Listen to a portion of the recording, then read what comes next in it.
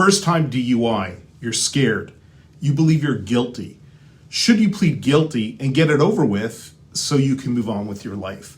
That's what I'm going to cover in this video. I'm Dan Joffe, DUI lawyer at Next Law. Let's get started. I've spoken with so many people charged with impaired driving over 80 and refusal to take a breathalyzer test who just want to plead guilty. Here's their thinking. They believe they are guilty.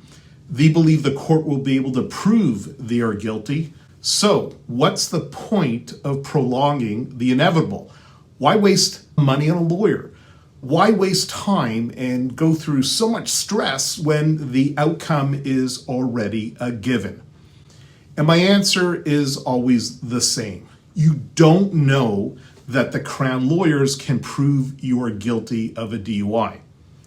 The way our legal system works is that the government needs to prove the case against you beyond a reasonable doubt. It's not your job to prove you didn't do it. It's the government's job to prove you did, and they need evidence to prove it. And that evidence needs to be rock solid. For example, did the police follow every rule according to the Charter of Rights and Freedoms when they arrested you? Did the police continue to follow the rules up until the very minute they released you from custody?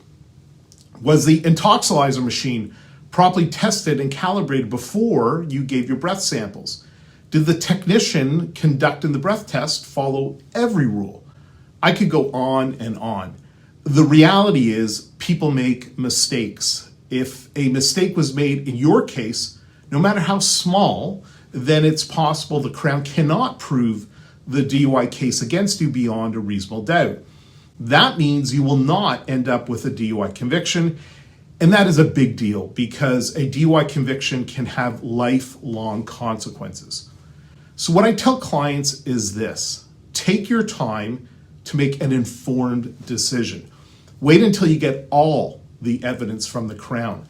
Get a legal opinion from a lawyer that specializes in DUIs to understand what your chances are, because the evidence against you may not be what you think it is. Finally, if you've been charged with drunk driving, DUI, impaired driving, or refusal to take a breathalyzer test, your legal strategy can make the difference between winning and losing. Reach out. Let's have a confidential discussion about your case. The call is free, and you can book a time by clicking on the link in the description below.